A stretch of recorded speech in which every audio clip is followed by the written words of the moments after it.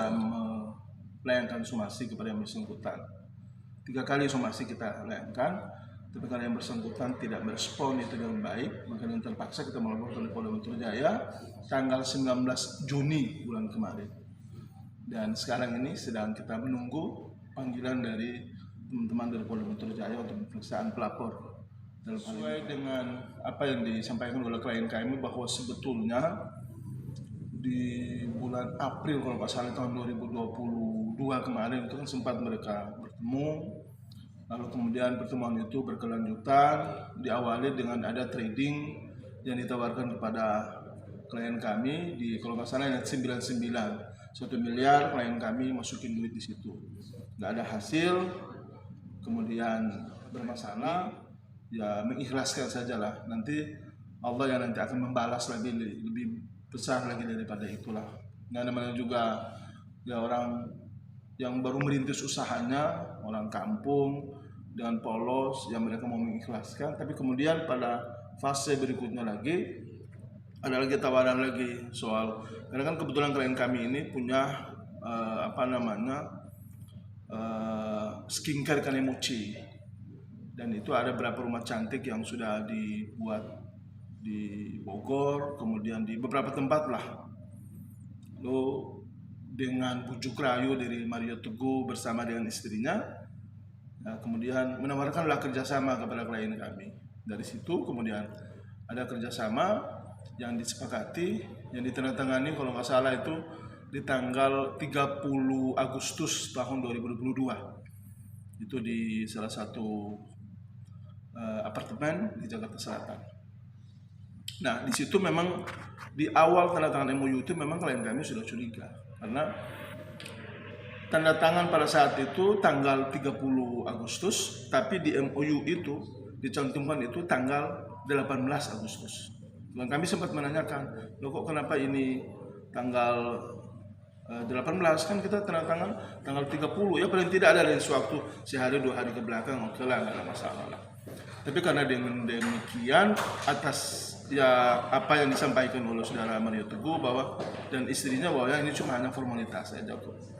Tapi sebetulnya justru itu adalah awal di mana untuk di tanggal 18 bulan berikutnya itu agar mereka lagi kewajiban 100 juta tiap bulan itu.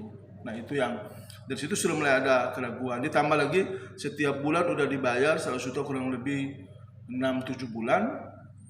Tapi kok tidak ada kerja, tidak ada progres apa-apa sesuai dengan yang mereka perjanjikan di MOU bahwa beliau nanti membuat rumah cantik lah, nanti akan membranding inilah, akan membantu untuk menjualkan lah, segala macam lah di beberapa negara bahkan di seluruh Indonesia dengan ya iming-iming bahwa dia punya followers 33 juta, lalu kalau ini sekali mereka beli semuanya itu semua pasti akan laku dan dijanjikan bahwa nanti bisa kita memperoleh dividen itu bisa 900 miliar. Ya siapa yang kemudian tidak mau dengan iming-iming seperti itu? Yang namanya juga orang yang klien kami yang kebetulan saat itu lagi kurang sehat bisnisnya, ya dia mau saja, apalagi dengan seorang sosok Mario Teguh misalnya. Ya karena itulah kemudian ya mereka ikuti itu. Tapi kan seiring dengan berjalan waktu, sebulan, 2 bulan, 3 bulan nggak ada kerjanya sama sekali. Jadi duit yang diambil itu duit yang hanya sekedar dipakai untuk foya-foya aja. Belum lagi ada lagi keinginan dia yang lain yang kemudian menyuruh untuk membuat web store, padahal klien kami sudah punya web store. Lalu dibayar lagi 75 juta yang itu juga tidak ada dalam MOU. Tapi kemudian hingga hari tidak ada web store itu. Jadi berjalannya waktu lagi diminta tolong dari klien kami supaya tolong dong di endorse dong, tolong dong dinaikin di YouTube-nya ke di medianya ke di apa. Enggak sama sekali.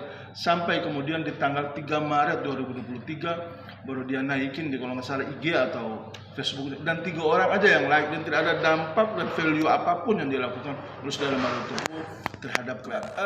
Saya datang sekali itu di apartemen yang beliau tinggal. Kalau nggak salah ada salah satu mall di sana di Pondok Indah lah, ada satu mall di situ.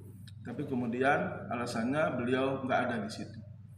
Kemudian kita coba lagi datang berikutnya lagi, beliau katanya sudah pindah. Di situ cuma hanya nyewa aja per tahun.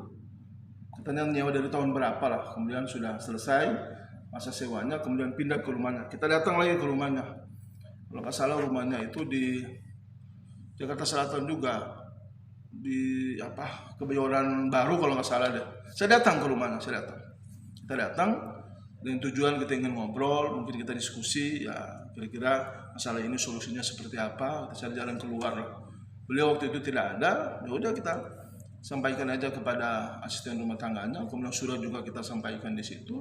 Jadi setelah itu kita balik, tapi setiap somasi yang kami buat itu pasti kami cantumkan nomor handphone saya atau rekan saya lawyer yang lain. Itu maksudnya adalah ketika mereka punya etikat baik, mau berkomunikasi, mau silaturahmi, mau kita duduk bicara yang baik-baik, ya mereka gunakan fasilitas nomor itu untuk bisa komunikasi. Tapi hingga somasi ketiga sampai kita buat LP di Polda Metro Jaya tidak ada komunikasi.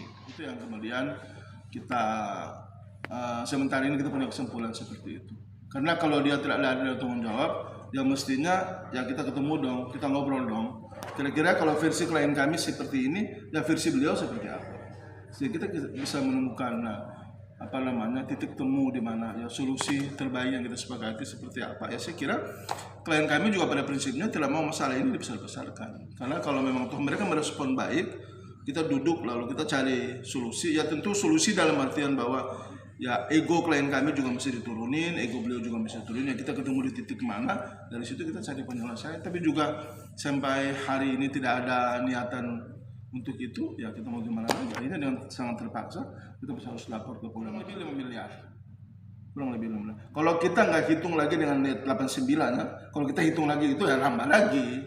Dan itu faktanya ada, semua apa yang kami sampaikan ini dapat dipertanggungjawabkan secara hukum. Karena ada bukti elektroniknya, ada bukti komunikasinya, semua. Ada bukti transfer segala macam, semua lengkap. Karena itulah kemudian laporan kami diterima di Polda Metro Jaya, alhamdulillah.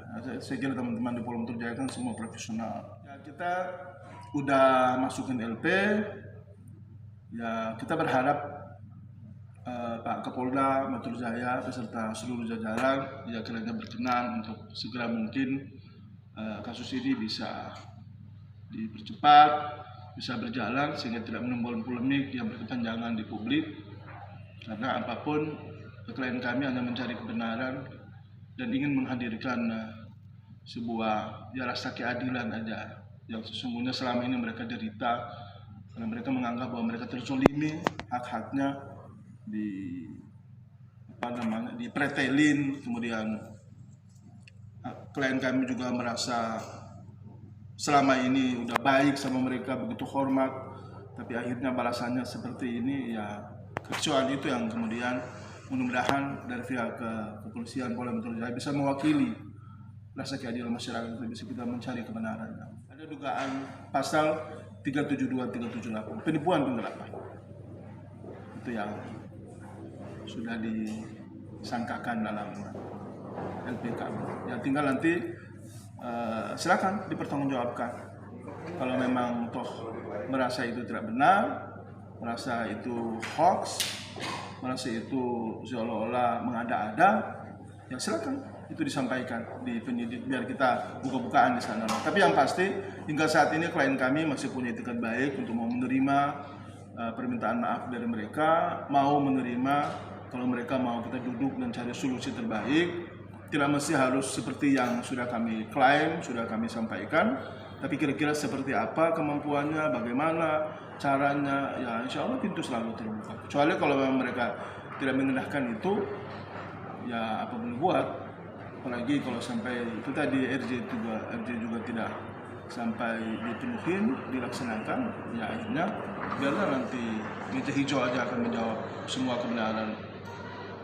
Saya cuma hanya mau menyampaikan kepada Pak MT dan istri beliau, Ibu Lina, ya tolong sekiranya ini adalah masalah yang pertama dan terakhir yang Anda lakukan terhadap klien kami, ya mohon jangan pernah dilakukan lagi kepada orang-orang lain yang polos, yang lugu, yang dengan kata-kata bijak kalian seolah-olah kalian adalah malaikat yang bisa jadi penolong, tapi padahal justru terbalik, kalian yang menjerumuskan mereka. Saya kira hentikan itu semua.